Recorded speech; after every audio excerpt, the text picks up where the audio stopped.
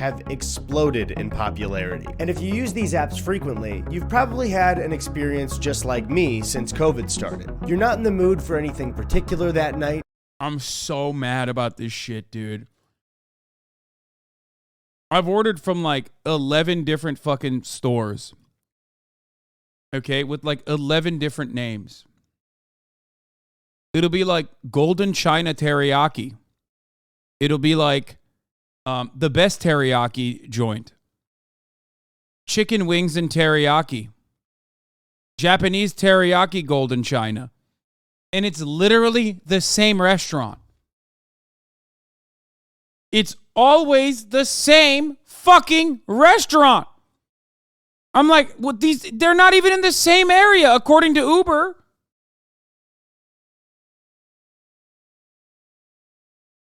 It's straight up the amount of times where I've had buffalo broccoli, okay? The amount of times I've had buffalo broccoli. I didn't order burritos. From the exact same buffalo broccoli. From like 8 different restaurants. First world problems. I ordered complimentary salsa. I thought I ordered 2 burritos, but I ordered 2 orders of free salsa. So my order was actually $0, but then there was the delivery charge and the under minimum charge of $11. So I paid $11. I paid $11 for salsa. Do you see this shit? Because it already comes, every order comes with complimentary salsa, and then I ordered 2 orders of complimentary salsa. I love that. That's fucking awesome. Anyway, there are 2 restaurants near me called Soul Kitchen and K-Town Kitchen. They're the same restaurant. Yeah. So you scroll through restaurant after restaurant looking for something that'll catch your eye. And one restaurant finally does. But not because it's what you're in the mood for.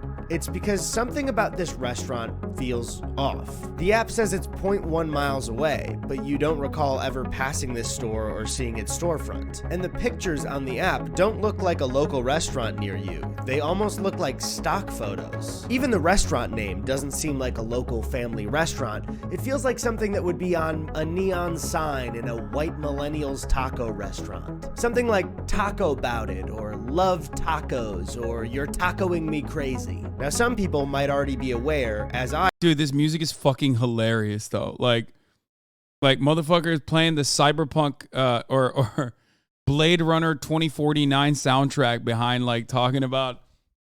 I love that. I was of what these restaurants are. But when I decided to make a video on it, the rabbit hole kept sinking deeper and deeper. So today, I want you to follow me down this rabbit hole of food and restaurants. But I must warn you, it's sticky. So I gotta pee. Bring a baby wipe or some hand sanitizer or stand next to the sink and keep washing your hands.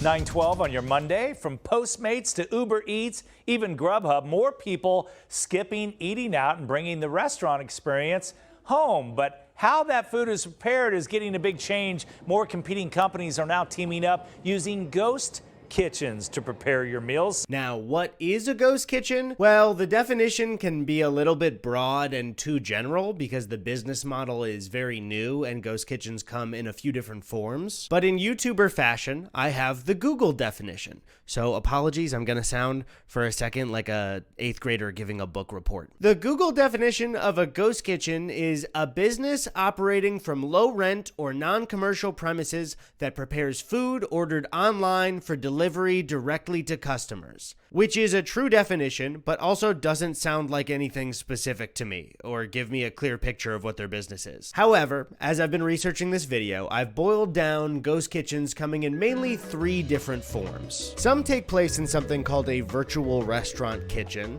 others make their food in mobile trailers, and some are in existing restaurants. But I want to start with virtual restaurant kitchens. So a virtual restaurant is a restaurant that exclusively sells through delivery apps. The actual building it's made in is a virtual restaurant kitchen that houses many virtual restaurants. And nothing showcases one of these places better than this TikTok I found from a guy named Clayton who is delivering for Uber Eats. So this is what is called a ghost kitchen. It is a select set of restaurants that are featured. The food's cooked here. As an Uber Eats driver, you come up here, you select your restaurant. Mine was supposed to be Drunken Dumpling, and then my order was Omar here. And what's crazy is, then, for right now, I'm waiting. There's your order board, and then once that's ready, one of these lockers will unlock, and the food will be ready. And this will become our future. I mean, You guys didn't know this? Y'all thought this is you weren't aware of this? I feel like we've like briefly covered this.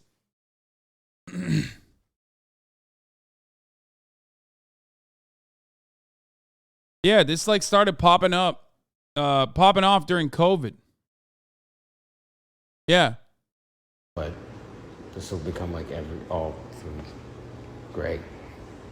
Yay, future technology. Now, there are definitely cases of one person owning a virtual restaurant kitchen, but these places are mainly owned by tech startups. So there is a chance that a pizza place that you get delivery food from and a Chinese food place that you also get delivery food from are not 2 separate restaurants, but one kitchen owned by the same company. But I started to wonder how common these places actually were. And it's fucking awful. Like, the food quality is such dog shit, dude.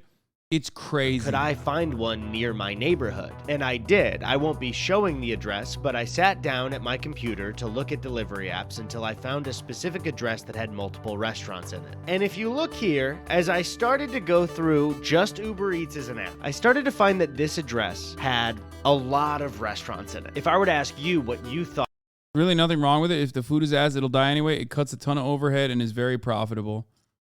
Yeah. A lot of restaurants running out of one kitchen would be, it kind of depends on how familiar you are with ghost kitchens and virtual restaurants. So you might be thinking, I don't know, 2 is a lot of restaurants. Potentially 4. Could it be like 5 or 6? So I counted the individual restaurants on Uber Eats. I think as long as there's no health code violations, which is probably impossible not to have in a situation like that, but as long as there's no health code violations, like I get it. It's like a food processing facility, basically. And I suspect there will be health code violations. But for me, listen, man, I grew up on street food in Turkey, okay? If something tastes good, I'll eat it. I probably ate a fuck ton of pigeon meat, not realizing that I was eating pigeon meat. But it tasted delicious, okay? And my most, like, the thing I hate the most is not necessarily the litany of health code violations, but instead the fact that it tastes like fucking dog shit, and they deceived me. I wanted Golden China Kitchen, okay? Or Golden China Chicken, one or the other. But they're both the same, and they both taste like doo-doo.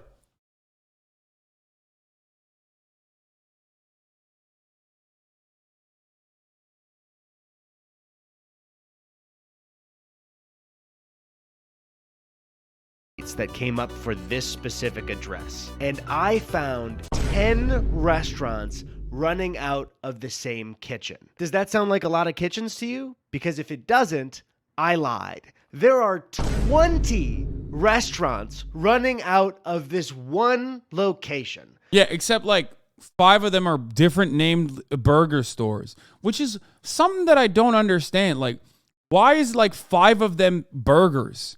But they have like different names. And then the other 5 are Chinese food. The other 5 are Chinese. The other 5 are fucking, but they all make the same food. And if you're thinking to yourself, that's not that many, I lied again. There are 30 restaurants running out of this single location. And one final time, I lied again. There are 44 restaurants on Uber Eats that all share this one address. And you have food places ranging in completely different cultures and food types. There's a dim sum place, there's a curry place, there's burger places, pasta places, pizza places, chicken and waffles, taco places. Yes. This was actually discovered by my girlfriend Chrissy. She started looking at individual menus in this one location and finding that some of the items It's not a looked joke. really similar. So I picked a Yes. Oh my God, I'm so glad this video exists. Oh my God, dude. I hate this shit so much. Dude, I have done a rant on Postmates back in the day because I fucking hate that, like, I'll be like, I want tacos, okay? And then Postmates, before like the ghost kitchen started popping off, which is yet another fucking annoying nuisance, they would always be like, oh, you want tacos? Well, I guess you want Jack in the Box tacos. Here's a local favorite, Jack in the Box. I'm like, no. I live in West Hollywood, okay? There are probably 1,500 local taco restaurants. Why the fuck are you so insistent on showing me Jack in the Box? Be like, oh, you said tacos. You must want Chipotle. I'll be like, no. And then they're like, oh, do you want this other Chipotle then? No. Okay. How about this Chipotle that's like 3 miles away? And it's fucking psychotic. Like, no, man. No. If Postmates, instead of probably getting paid a shitload of money by these massive fucking franchises to place them at the top of the fucking search bar, actually had like a better review system, okay?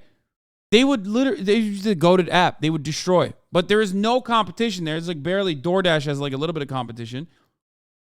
Why are you guys throwing Pago on top of? It's the middle of the hour. There's only a secret 1-minute ad break here. Shut the fuck up. Don't Pago me. Not top of the hour. Because local places have to opt into delivery services and it hurts their overhead. But they are. They are in the fucking delivery services. And that's the worst part. When they're in the fucking delivery services, I want to find them. And I can't find them. Sometimes it makes it even harder to find them inside when I know the fucking restaurant's name. Random item from one of the restaurants that was featured here. It's a restaurant called The Codfather, and I found a beer-battered cod sandwich for $16.95. And right here it says in the description, it is a beer-battered North Atlantic cod, slaw, red and white cabbage, lemon herb aioli, and a brioche bun. So I looked at another obvious choice at the same address, at Sunset Beach Fish and Chips. And would you look at that? There's a beer-battered cod sandwich for $16.95. That is a beer-battered North Atlantic cod, slaw, red and white cabbage, lemon herb aioli, and a brioche bun. Interesting. 2 separate restaurants on Uber Eats, appearing to be completely separate businesses, selling the same item with the same description for the same price. So I looked at another place that had a beer-battered cod for $16.95, same description. And I looked at another place, and another place, and another place, until I had filled up my cart with 9 identical beer-battered cod sandwiches. And I'm going to go with Chrissy to pick it up at the same exact location. That's right, we're gonna drive to one kitchen to pick up the same sandwich from 9 separate restaurants. By the way, the sandwich is $16.95 for just the sandwich. So I'm about to pay, what's that, times 9? But what's the point? Illusion of choice? I just realized, you know what it is? They probably avoid extra scrutiny. You order from fucking Fish and Chips, and you're like, oh, it sucks.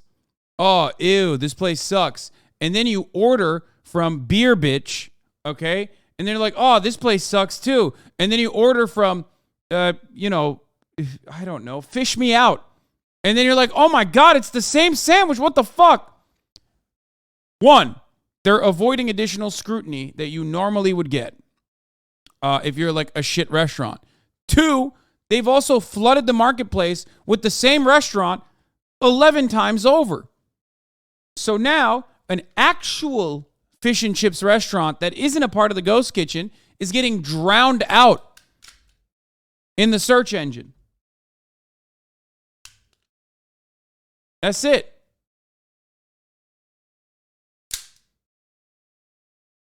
Yeah. Holy shit, I just noticed Uber Eats and Postmates mobile UI is identical. Brother, they're owned by the same company. Uber bought Postmates.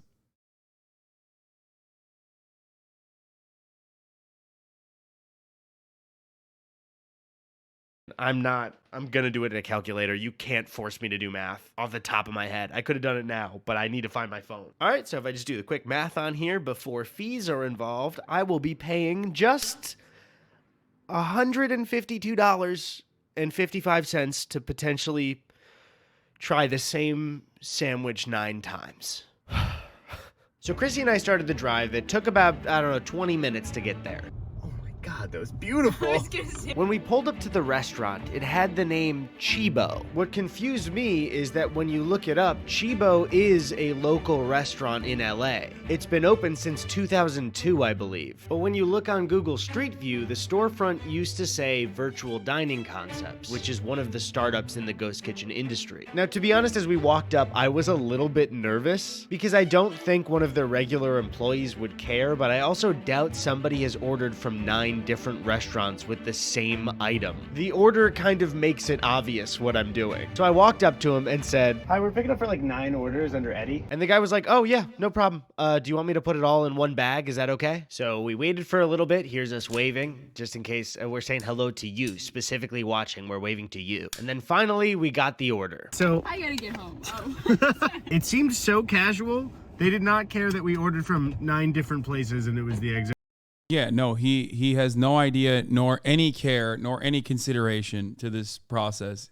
same one. So we drove back, bags in hand, left bag hanging lower than the right bag. But before we bust these bags wide open, a quick word from our sponsor. Thank you all for coming to this press briefing today. As many of you already know, I am now the President of the United States because to the video. When we got back and I started to unpack them, I noticed that all of the packaging was the exact same. All right, so let's start with just 2 of them. I think the biggest crime of this is that he the biggest crime of this is that he just fucking got fish sandwiches instead of something else. The rest of the packages right here, but they also weren't labeled, so I have no idea which 2 restaurants these are from. This could be the Codfather. This could be Sunset Beach. This could even be Burger Bitch. First one is in this wrapping. Here's the, it looks good. It looks good. This looks like a good fish sandwich. These are 2 different fish sandwiches from 2 different restaurants. Legally, I do not want to say that these are the same sandwich, so I won't do that. You think that covers me? The bun feels cheap for $16. Oh yeah. It's good. I now know what this fish sandwich tastes like. Legally, I don't want to say that this is the exact same sandwich, but my taste buds are saying this is the exact same sandwich. Then we decided to take every single sandwich out to show them all at once. What we are looking at here are 9 sandwiches from 9 restaurants that all claim to be different businesses when you look at them. And I decided. What's funny is that they at least posted different photos. A lot of these places don't even do that. For science, I was going to take a bite of every single fish sandwich and give a thumbs up if it tasted. Yeah. Oh, yeah. Capitalism breeds innovation, by the way. Yet another one of my a fantastic thing to bring up. Literally, just this is the type of fucking innovation that Similar capitalism to the breeds last all the one. time. Now, as I've aged, I don't do as well with greasy foods, specifically something like a fish or chicken sandwich. And I can't tell you the toll that this took on my body later that day. I didn't even capture it. I was tired. Things happened in the bathroom I will never speak of ever again. But I will say that my opinion was these 9 sandwiches tasted exactly the same to me. But I think it's really important to mention that this restaurant is... It's the dumbest way to be innovative, but it is innovative law. No, it isn't. It's not real innovation. It's literally just the only way that capitalism is innovative is by making the same product and like using or finding new ways to scam people into thinking that you're buying a different product and making more money off of it. The innovation is called scamming. Okay? You just said, "Oh, but I love the scam." It's innovative scamming.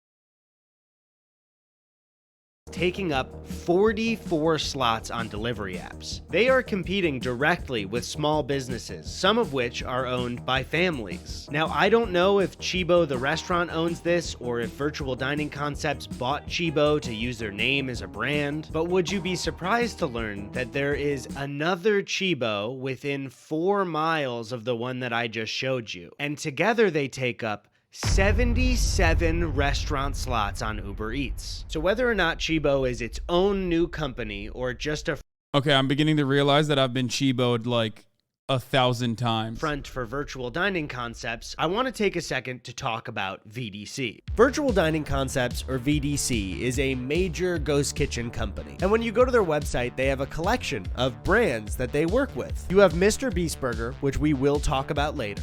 You have Phase Subs, which finally answers the question, can my sandwiches just be made by gamers? But as I was reading the brands, something caught my eye. NASCAR Refuel. So I clicked on it and it opened up NASCAR Refuel Wings, and you could go right to their website. So clearly, NASCAR Refuel is a NASCAR themed ghost kitchen that sells primarily bone-in wings. Hell yeah, now, if you go to the brother. full menu, you can see that they offer 5 flavors. We've got barbecue, we've got honey garlic, we've got sweet chili, Cajun, and buffalo. My tummy's already rumbling. Is that a magnitude 7 earthquake in California? No, that's just my tummy for NASCAR wings. They even come in this fun little NASCAR box so you know the food's gonna get to you fast. So then I thought, if VDC can let NASCAR make a unique wing place, this place can't be that bad. By the time food arrives to your table at a restaurant, the people who have made the food have already jumped through a ton of hoops. The person who created the business already had the idea to create a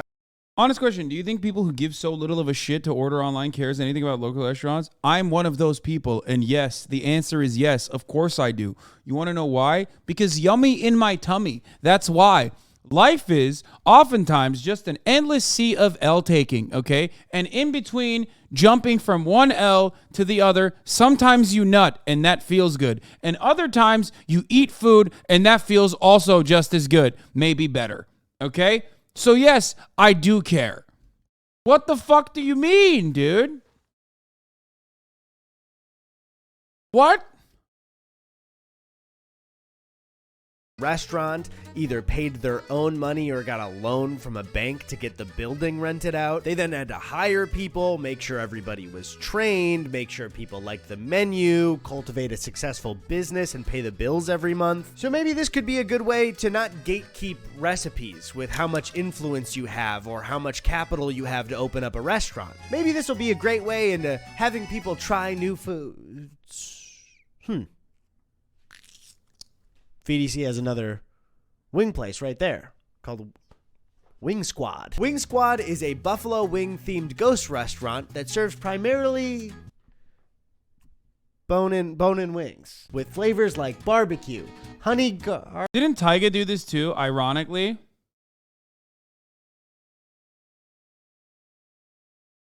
What the fuck is right or wrong with you? You sound extra angry and extra funny when you're on this topic. Dude, this is one that this is literally capitalism and food. It's like two things that I love talking about. You know what I mean? Of course I'm passionate. I love eating food and I love talking about how fucking shitty capitalism is, especially when capitalism ruins my food. Of course I'm going to be angry and passionate. Garlic, sweet chili, Cajun, and buffalo. Are these the exact same fucking wings? Okay, so I got NASCAR Refuel. So I was gonna immediately cut to ordering NASCAR Refuel and Wing Squad to eat them both and see if they tasted exactly the same. But when I filled out both my orders, I went ahead and ordered NASCAR Refuel. And when I tried to check out with the cart for Wing Squad, They told me that it wasn't available in my area. So now, instead of proving a point for my video, I just have NASCAR wings. The only thing I care about is if they come in the cool box. I will be so mad if they don't. Yes! Here are the wings. They look pretty good, to be honest. I'll give it to NASCAR.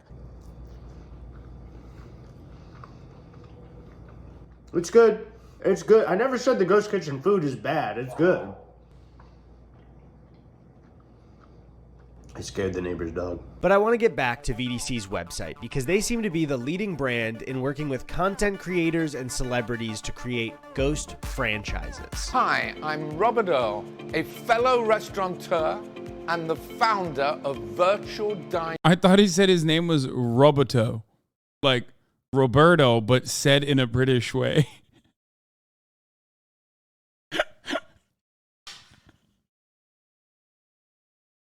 That would have been way funnier, honestly.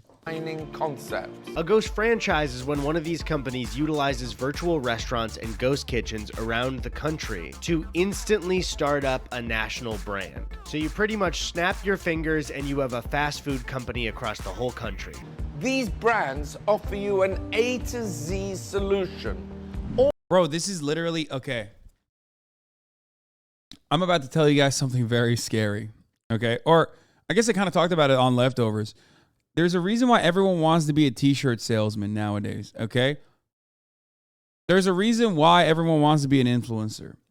Because when you're an influencer, you can sell, okay? You can sell products to a massive audience of loyal fans, okay? And people have realized, like, oh yeah, you can have like a built-in marketing thing. If you work with influencers, celebrities, yada, yada. So basically, this originally started with like white glove production, a normal concept for, drop shipping or whatever. A normal concept where like drop shipping companies to work with celebrities. Represent used to do this and still does this. Okay. The company I work with is another version of this that's on hands, like the ideology product that you can purchase. Okay. Like the t-shirt that I'm wearing at ideology.shop is quite literally kind of like the ghost kitchens of this. Except the difference is, I guess you can have a little bit more involvement in the process of manufacturing. But that's it. It's white label production, right? Now they've moved that into kitchens with this streamlined process.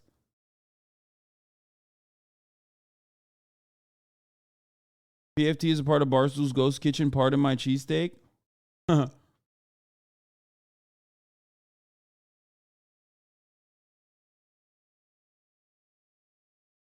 People also want to be influenced because there's 0% chance of making a good living as a public servant rather than take a bet on making it big, then admitting you will never be comfortable. Well, I mean, of course. Yeah, that too. All you have to do is choose the brands, the great celebrities that are going to become your market partners with you. And to get a look on how these ghost franchises start, we can look at the page on their website that advertises to creators that want to work with them. So this business model is advertised as a new way to connect with fans. Oh my God, I didn't know. Oh, the other thing that prior versions of this would be like, there are. Yeah, I've talked about this already. Hasan lives in a mansion. You should let some homeless people live in his extra rooms. I have talked about. I've talked about this. Sorry, I know that a prior version of this exists as well. Like when Subway used to do like a marketing thing with like a celebrity. You know what I mean? You let XQC say? Yeah, I know. So it's basically franchisees except with different names and the illusion that they're not the same business. Exactly. I ratio Joe Biden? Really?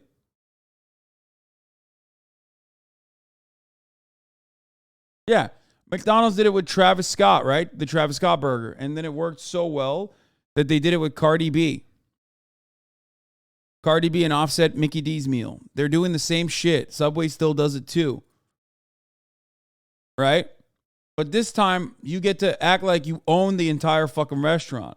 No, it was for the fans. So step 1 is to create your vision. They give you a more intimate and experimental way to connect with your followers. Finally, I can get intimate with Mr. Beast by shoving a Beast Burger or a Carl's Deluxe down my gullet. Just absolutely gargling No making fun of Carl's Deluxe. Beast-style fries. Then you work with them to create a menu. I would assume it's more so like, hey, you want to sell pizza? Do you want to sell pepperoni or sausage? Then they say to market the brand.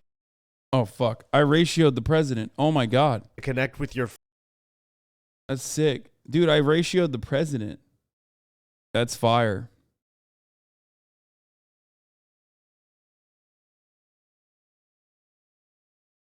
About to have the Secret Service come knocking down my door, bro.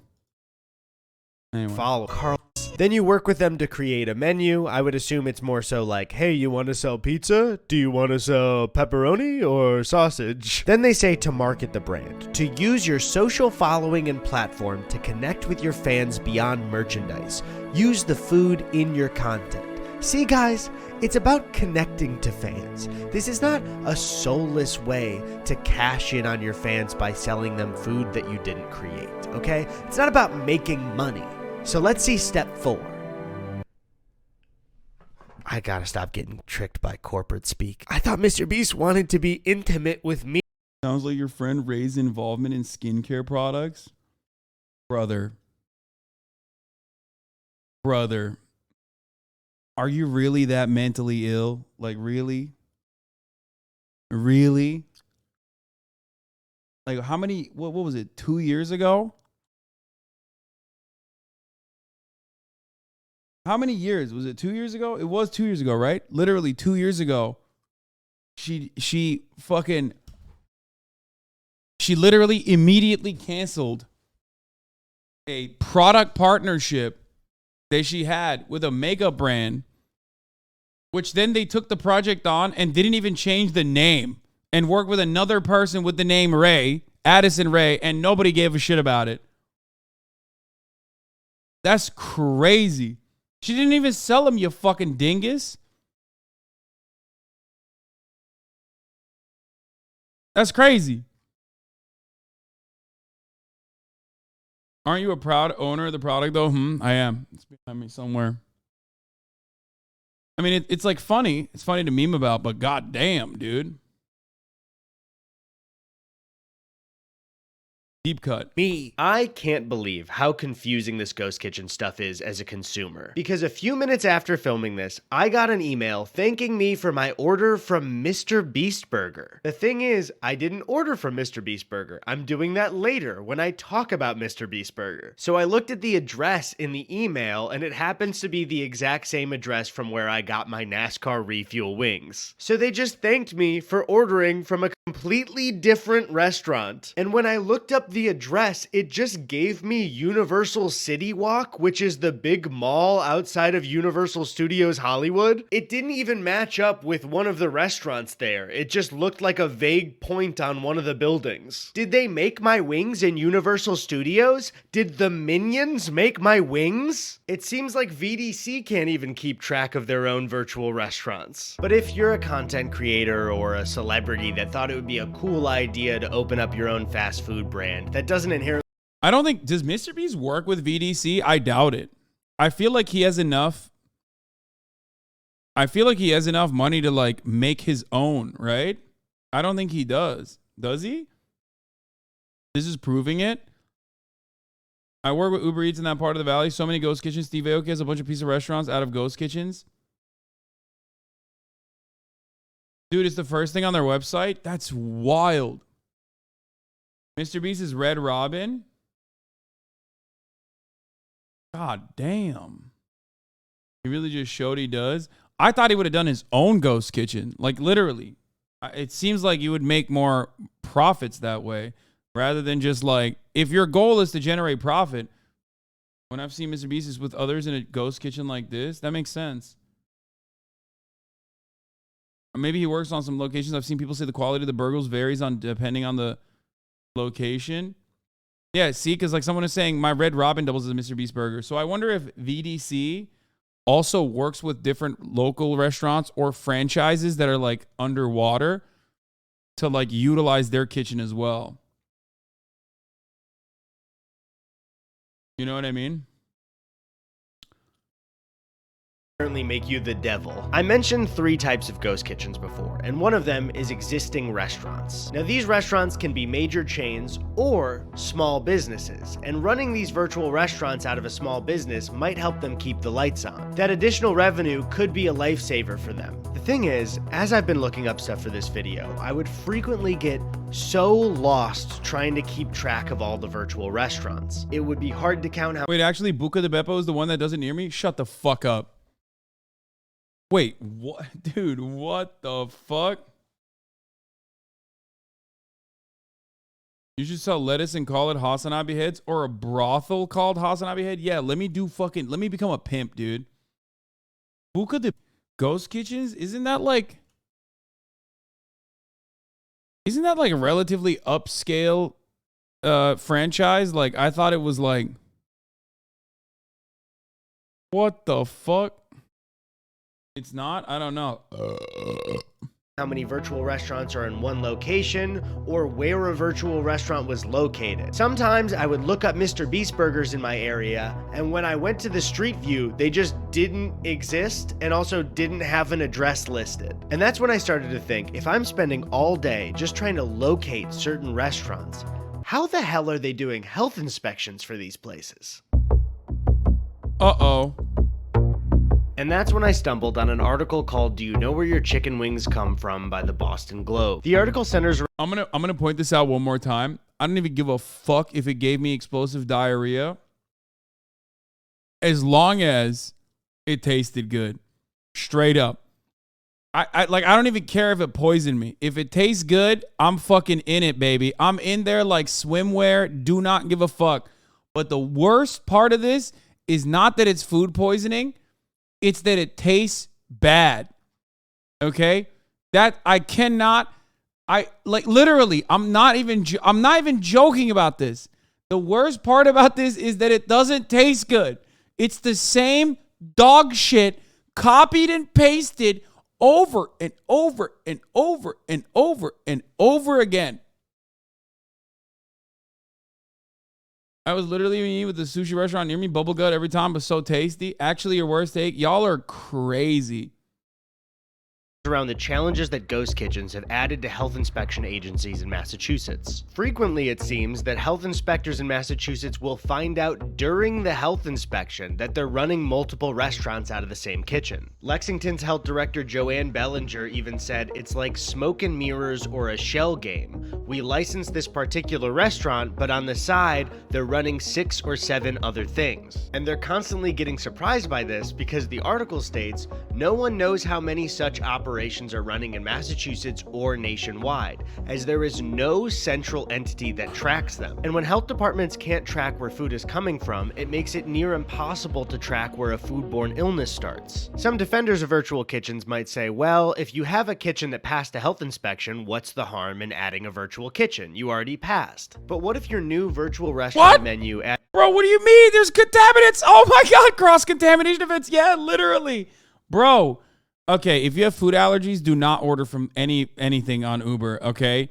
Okay, that part, I am very privileged. I do not have any allergies that I know of, and I hope I don't develop any allergies. Oh my God, that is definitely one thing. Okay. To be fair, yes, I wouldn't want to die if I had like a fucking peanut allergy and I'm ordering from a place that I don't think it has peanuts in the kitchen, okay? Then yes. Yes, definitely. I am pro regulations. You're right. I forgot about people who are allergic to things. If you have a peanut allergy, do you never want to like sometimes try like, I don't know, Five Guys and stuff? There's a really, I mean, think about it. Like there's a lot of delicious foods that you're missing out on. Dies from the ghost kitchen.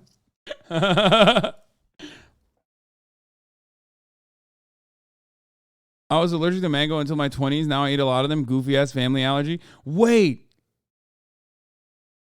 Do you think that's why Ethan has like an allergic reaction when he ordered like a whole bunch of Mr. Beast burgers? Like, He's about to find out through his dermatologist that he has like a different allergy, and it was definitely not one of the Mr. Beast burgers. Like, it's not a product that's supposed to be in the Mr. Beast burger. Adds an allergen that your original menu didn't have. You now need to be inspected again to make sure you're not cross-contaminating and feeding somebody something they're allergic to. And not only is the FDA struggling nationwide to keep up with this technology, in spring of 2022, Needham's health department encountered a Thai restaurant that the department had closed for repeated health violations that then opened up as a virtual Thai restaurant under a new name. And this isn't just Massachusetts. ABC7 Chicago discovered something similar in their reporting. But what if your food comes from a restaurant with health violations? The I-Team found restaurants with some of the most serious violations. The Buffalo Wild Wings on 513 West Taylor Street near the South Loop houses the ghost restaurant Wild Burger. The restaurant had recent failing inspections with violations including 100 fruit flies throughout the establishment and no soap at a hand washing sink. In follow-up reports, the restaurant fixed violations and passed inspection. It's really just a snowball with ghost kitchens, because this problem also opens up a new problem, which is major restaurant brands pretending to be smaller businesses on delivery apps to get more business from you. That's Next so on our fucked. list of fake-ass restaurants, you can tell. Look at the graphics. It's Super Megadilla. Oh my god. obvious. Super Megadilla and Thrilled Cheese. Those are Yes. both IHOP.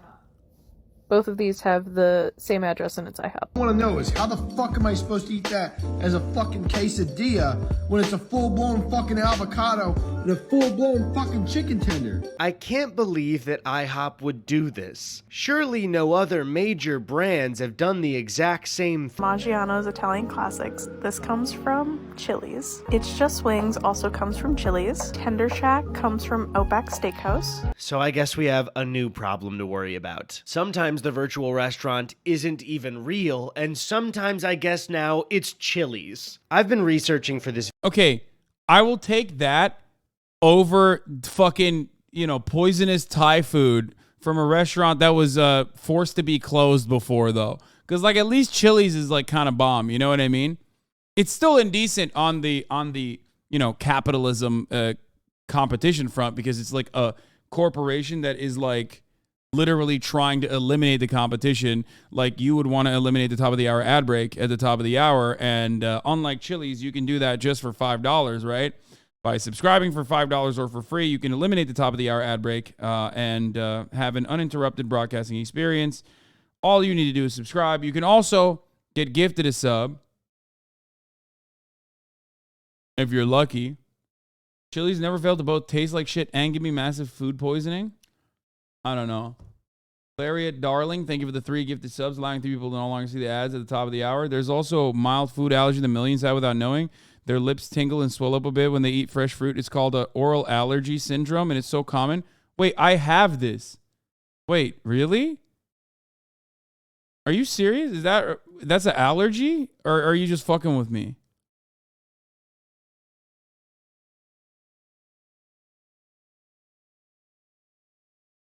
I hate fruit because whenever I have fruit, like, my mouth is, like, almost in pain.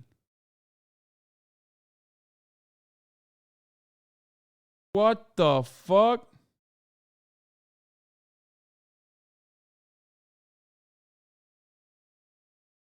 I mean, I still eat it every now and then, but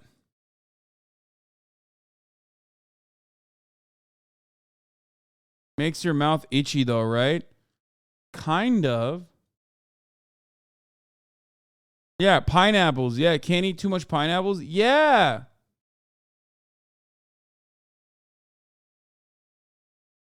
What the fuck? I thought it was like, I don't know what it is. It's like it mostly happens with, no. It happens with citrusy shit. I don't think it's an allergy. I don't think it happens with other fruit, or maybe it does. I don't know. I don't really eat that many fruit. That's the enzyme, you dummy. Pineapple is because of the enzyme, not allergy, but it's not just pineapple. It's like citrusy shit. It's the protein digesting enzyme.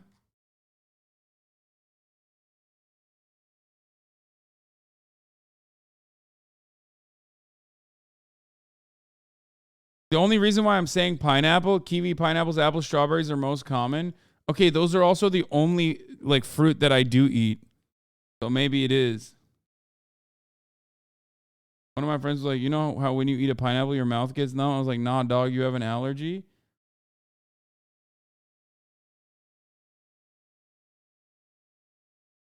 Wait, what the fuck?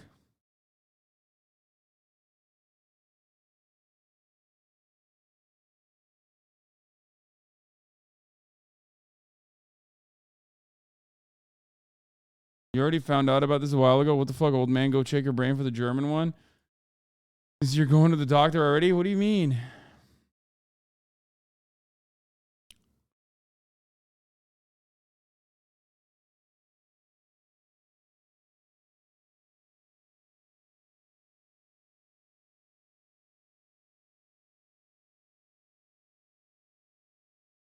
Video for around 2 months now, and I feel like I'm going crazy because anytime I'm confused or I see something deceiving and I pursue it, I get even more confused and sometimes even more deceived. However, there is one thing that I am certain of. Every single day, I have researched or filmed or gone to get food from one of these ghost kitchens. One virtual restaurant will make itself known at least once. A ghost franchise that is so popular that any YouTube addicted 12-year-old would know the menu by heart. In this story, I'm the beauty, and this restaurant is...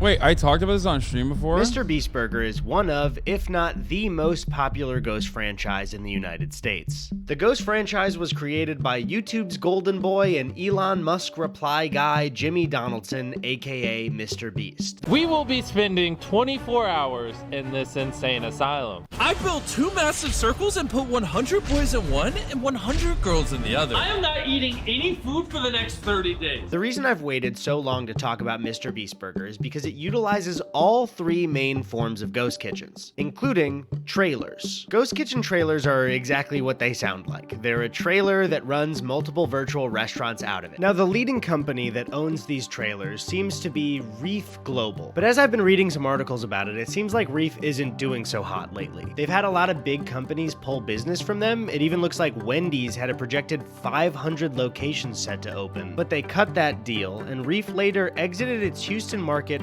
and laid off 5% of its workforce amid low sales and a rash of permitting and safety violations. Let me just look up what safety violations there are. Okay, so I just found this Wall Street Journal article called "Ghost Kitchens Are Proving to Be a Messy Business as Reef Global Shows." The article starts by saying a few seconds after a cook turned on a stove in a tiny mobile kitchen in a Houston parking lot in April, a fireball erupted from the propane burners, flaring out into the center of the trailer owned by Reef Global Inc. While the cook escaped harm, she happened to open a refrigerator at the same time that shielded her from the flames. It was the second such incident at the same Houston trailer in 4 months. The first one injured a different cook as flames scorched her face and gave her kind of a warning for this to be kind of violent language, so skip forward 10 seconds if you don't want to hear this. Gave her 3rd-degree burns on her hands that caused the skin to peel off her fingers, rendering her unable to work.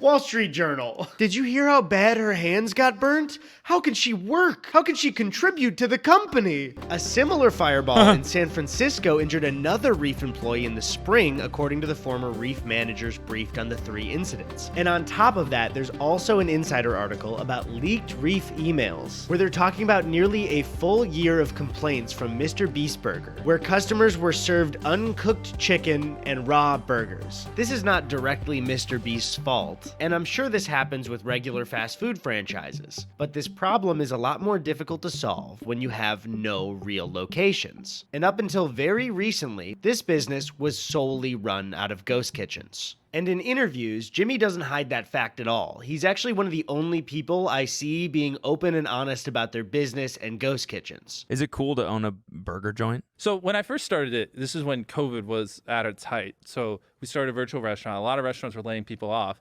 And Beast Burger, originally why we got into it, is it was like a way for restaurants to make extra money. Yeah. So if you're a mom and pop, and you know that lockdowns, you can't even serve people in your fucking restaurant, your revenue just cut in half, you could just start serving Beast Burger, And then anytime anyone within 8 miles places an order, you fulfill it, you get to keep a majority of the revenue. Yeah. Now that's a pretty noble motivation to opening up Mr. Beast Burger, but Jimmy just doesn't talk about the fact that they do this also out of existing restaurants that are major corporations, and the fact that they ran them out of reef trailers. Anyone, anywhere can just start serving Mr. Beast Burger. You just take our training course, order our ingredients and packaging, and then turn it on all the websites. So it's the same ingredients. Mm-hmm. Oh, so it tastes the same.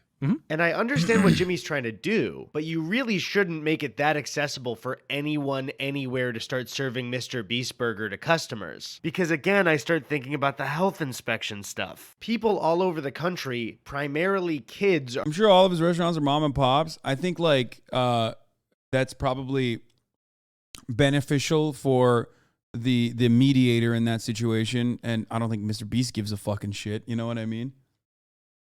They were overpriced and tasted extremely mid in Toronto. I have never had a Mr. Beast burger. I most likely will not be having a Mr. Beast burger anytime soon. Brand risk for sure. Your name is on the burger. I worry you'll actually read one of my shitty comments and permaban me. I'm kidding. They absolutely are not Lamau. Yeah, no, I know. I assume that like this is just literally straight up yet another way to fucking generate revenue. Like it is. It is a way to generate revenue for pre-existing brands, for pre-existing franchises, of course. Are eating this food. Ultimately, though, and I gotta repeat this over and over again. If they fucking slapped, I don't give a shit. As long as, you know, they are also maintaining safety standards. That's it. But the reason why I don't eat it is because, like, as much as I've seen it, like, it doesn't... You might want to talk to Will about how you're not eating a Mr. Beast burger. We are not eating a Mr. Beast burger. There is no shot, brother. Food cannot slap. Yes, it can.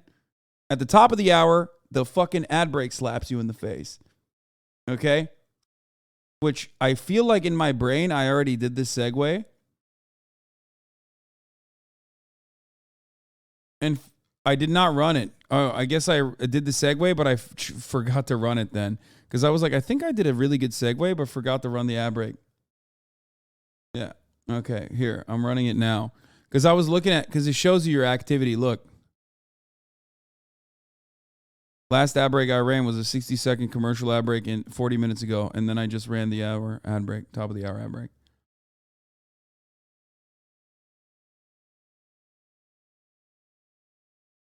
You need to have some kind of barrier for the quality of it. And so he's sort of transparent about the Ghost Kitchen stuff in interviews, but let's also look at what he actually told his fans. When the business opened in 2020, this is how it was announced to 144 million people. Bro, I'm one of those people. Like until recently, I thought this shit, like I never watched the Cody interview. I'm one of the fucking people. I literally thought he like opened up a burger joint. I opened up the world's first free restaurant. And if that wasn't enough, I also paid people to eat at my restaurant. Put it on up. Yeah! I've never ran a restaurant before. Bye! And that was our last customer. If you like what you saw in this video, you too can eat Beast Burgers. I literally just opened 300 restaurants all across America, but we only serve people through delivery apps. Basically, open up whatever you use and search Mr. Beast Burger, and you could order anything from our amazing and delicious menu. And like I said, we have hundreds of locations all across America. Just open up your favorite delivery apps and search Mr. Beast Burgers. So while this isn't a direct lie, I would have liked him to be less vague about opening 300 locations. Because this is the Mr. Beast Burger that 144 million people saw, complete with its own branding and even a drive-thru. And this is the Mr. Beast Burger that I just ordered from. The small business was connected to this building, and when I went in, they didn't even realize that an Uber Eats order for Mr. Beast Burger had come through. Obviously, it appeared as their own business. There was no Mr. Beast branding anywhere. They told me it was going to be a 20-minute wait, so I went back to the car to wait with Chrissy. Do you think if we ask them, they'll sign this? I hope. I really hope. When I finally went back in and was handed the bag, I noticed that it wasn't a Mr. Beast Burger bag, it was one of those regular thank you bags. Regardless, we headed home, bag in hand, bag hanging low. This is literally a byproduct of just straight up streamlining this process. Quality control is gone. You're like, for all of its faults and failures, like at least McDonald's has like super severe, sometimes very strict, too strict franchising rules, right? Like literally all of these like fast food chains, fast food franchises have like insane rules, which by the way, ironically, they make money off of. Like McDonald's utilizing or McDonald's forcing contracts on ice cream machines, which is why ice cream machines are always fucking broken. You know what I mean? Upon their franchisees. So like they're maxing out on the fucking profits. McDonald's is not a burger place. It's a real estate company.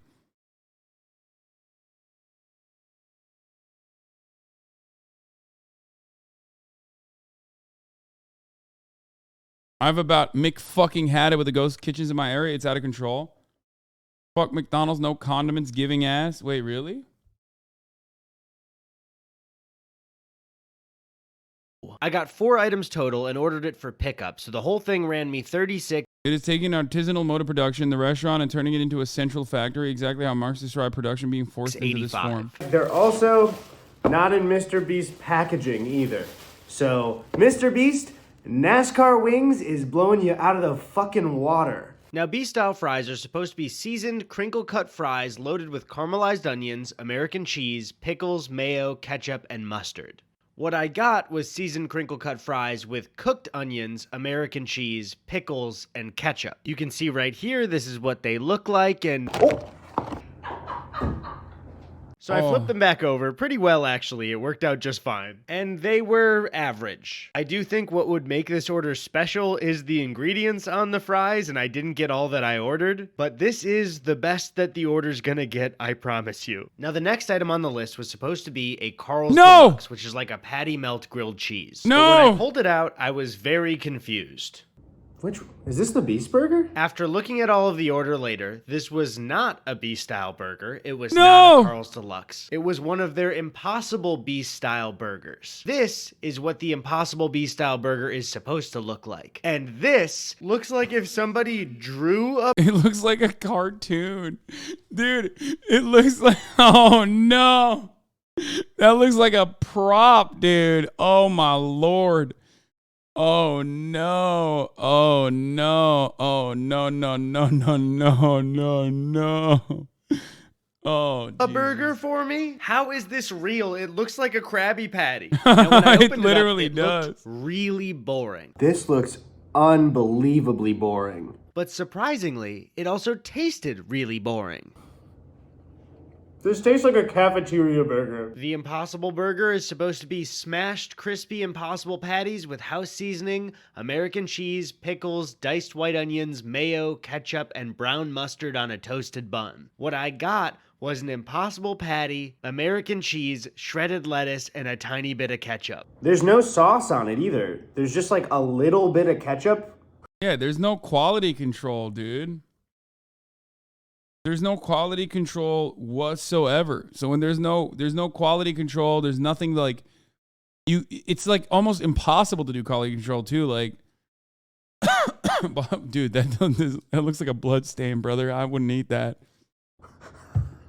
On the bun? The bun was way cheaper than the one looks in the photo. But also, if you examine the meat in the Impossible photo, it looks nothing like this. So what the hell did I just eat? Next up was the crispy chicken tender sandwich, and this one is an easy layup. Everybody knows what comes on a chicken sandwich. It's just chicken, the bun, mayo, pickles, no ketchup, and lettuce. No ketchup. I was really hoping I would have a positive experience, but all of the ingredients just feel really, really cheap. Like, it just... This doesn't look like a satisfying chicken sandwich. I don't know.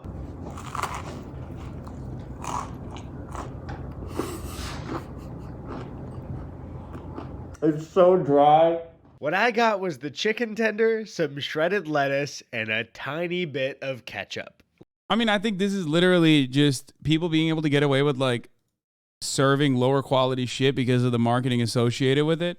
But there is 0% chance that this is like once the gimmick is over, or because of how hit or miss it is, like I suspect that I wonder if the gimmick itself like plays into it, because like it seems like you're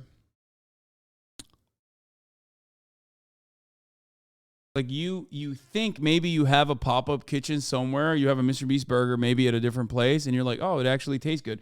Or one of your friends has a Mr. Beast burger somewhere where they actually make like a decent one, and then you fucking turn around and you order it at home. Boom, you just paid. You paid for that, but it was dog shit. You know what I mean? Like you'll never order from there again.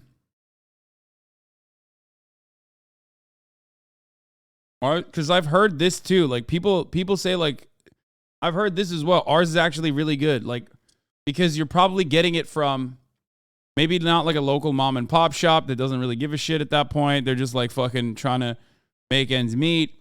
And instead you're getting it from like a Red Robin, which at least has like some level of quality control, I think, even though Red Robins are dog shit too.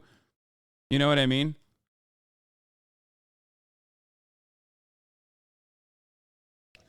These look like vending machine sandwiches being reviewed. Okay, first of all, the vending machine sandwiches, well, not vending machines, but like 7-Eleven sandwiches slap, dude. Ethan's review he did was better than both this video and the other time he reviewed it on the pod. The food was actually branded, cooler boxes. Food was better, but still rough.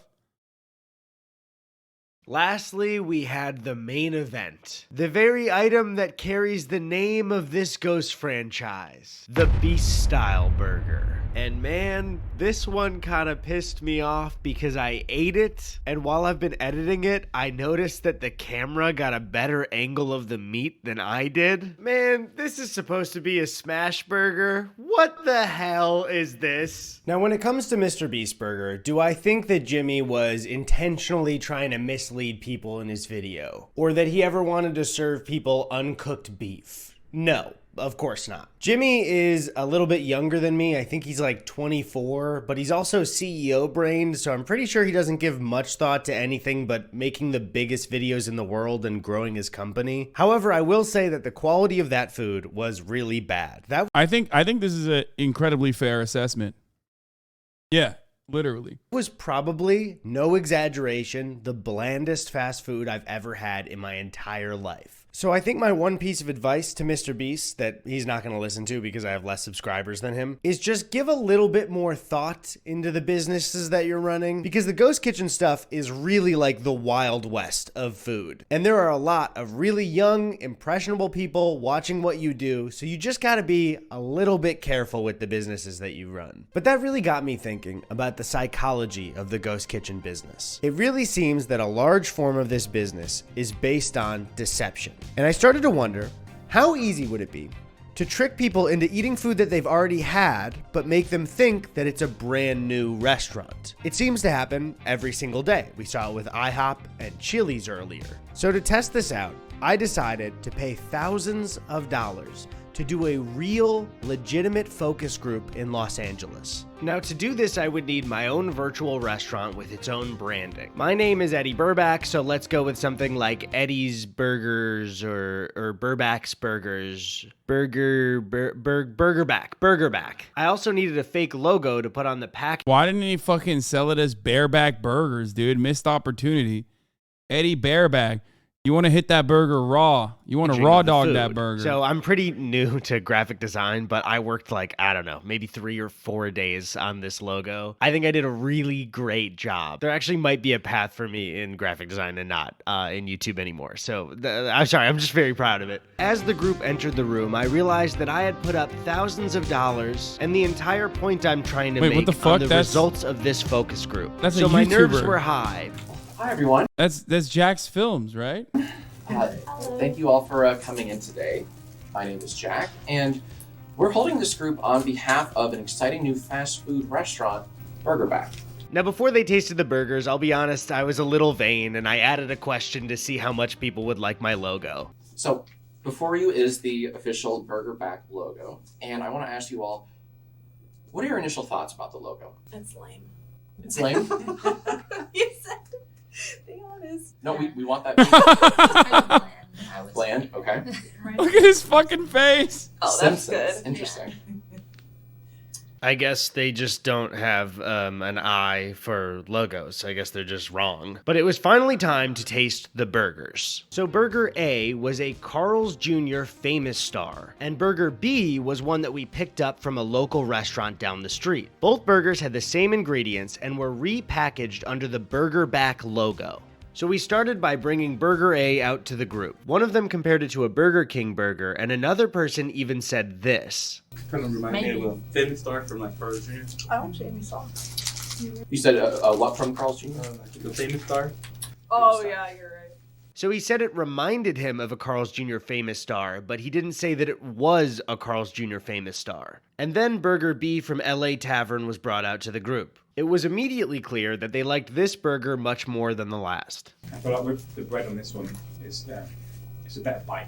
They thought the Carl's Jr. burger was bland, but the one from the local restaurant seemed to be a hit. After tasting both burgers, we asked the group to identify which one they thought was a fast food burger and which one they thought came from a local restaurant. One was fast food. Yep. I think. One was fast food, and you think this one is the family owned? It feels more homemade. Yeah, I agree. Yeah. To my surprise, they identified the Carl's Jr. burger as a fast food burger and the burger from LA Tavern down the street as a local family-owned restaurant burger. But I don't understand. IHOP and Chili's have been doing this. I thought this was easy to trick people. So we held a second group to see if the results would be the same, testing out two things. One, if they could identify the burger like the first group, and two, if one of them would finally be honest and say they liked my logo. And I just wanted to ask your honest opinion. What do you think about the logo? Honestly, basic. Basic? Okay. I don't get the name of it. I need more Okay. context. All I think is Burback. Like when it was like, what's a burger back? Kind of generic. Okay. Cool. Yeah, it's a focus group, so they're gonna give their honest opinion, and sometimes people's honest opinions can be wrong or dumb or bad or wrong and bad and stupid and hurtful and mean. And after that, the focus group went the exact same as the one before it. They all unanimously voted A for fast food and B for local. So the second one I think is from the local. Is that kind of everyone's thought here? So even though nobody stopped during the taste test and said, I think this is a Carl's Jr. burger, I think you're lying to me, I may have wasted thousands of dollars in disproving my own point. It seems that ghost kitchens aren't that deceiving because people can tell the difference between what's a fast food burger and what's a local chain burger, which is a huge bummer. Well, the point is, it doesn't matter, right? Because, like, the scam comes because you can't, like, put it in your mouth before you order it. Because I feel like I put the whole point of the video on this focus group, and now I feel like I've been proven wrong. Or I lied. Because while Burger A is a famous star from Carl's Jr., LA Tavern is not a real restaurant. In fact, that photo you saw was a random building that I picked off of Street View. And the focus group did not correctly vote between what was a local restaurant burger and what was a fast food burger because Burger B was Jack in the Box this whole time. Both focus groups tasted two fast food burgers and incorrectly said that one was from a local restaurant. So I think it's pretty clear that I made everyone in that focus group look dumb. Now, yeah, look, listen, that plot twist makes no sense. What I just said is still, like, none of it matters. Because ultimately, when you're fucking ordering on the phone or on your app, it literally doesn't matter. It's still fucking, you just don't know. If it's shit, it's shit. Obviously, I'm joking because they aren't dumb. I lied to the people in that focus group about the food they were eating, and they believed me. And I also lied to you about the food I was feeding them, and you believed me. Because it is not a person's job when they pay for food to investigate whether they're being lied to or not. I have spent the first part of this year ordering food and then spending hours trying to figure out how it was made and what the story behind it was. It would be completely normal for a focus group to be held to test which burger tastes better from a company. You know what's not normal? Being part of a focus group where you're being lied to by a YouTuber who's trying to prove a point. Nobody would think that's what was happening. Much like if I went onto a delivery app and tried to order a burger from a local place, it would be insane for me to randomly assume that it's a Chili's, or that it's from one building that has 44 other restaurants running out of it, or that it's from some weird mobile trailer that has a bunch of explosions burning their employees. And I don't have a solution to this problem. I mean, what do I know? I'm a comedian on YouTube. That's like the lowest job in society. Now, I don't think this will happen, but I think at the very least, delivery apps should add some kind of tag where you can see what's a virtual restaurant and what's a real brick and mortar place. Because if you're supporting a restaurant with your dollar to get some food in return, the very least they can do is let you know where that food is coming from. Especially if it's like an IHOP or a Chili's or one of those mobile trailers in a Houston parking lot. Dude, I ordered tacos and I looked up the street view on Google and it was the fucking Winnebago from Breaking Bad. Yeah, ultimately, if there was better regulation and better quality control, and lastly, if it tasted good, I don't think anybody would give a shit. But the fact that they are deceptive and offer low quality, because like, look, I'll be honest, it would suck for all the other restaurants that are getting like played, right? It sucks for all the other restaurants that are absolutely, by the way, this is a fucking banger vid. Holy shit. I remember when merch used to be a hoodie or maybe a phone case if you were extra fancy. We are out here dropping burgers now. Yeah, that's literally the same principle, by the way. We are now drop shipping burgers. It's true. It's the exact same thing. It's the exact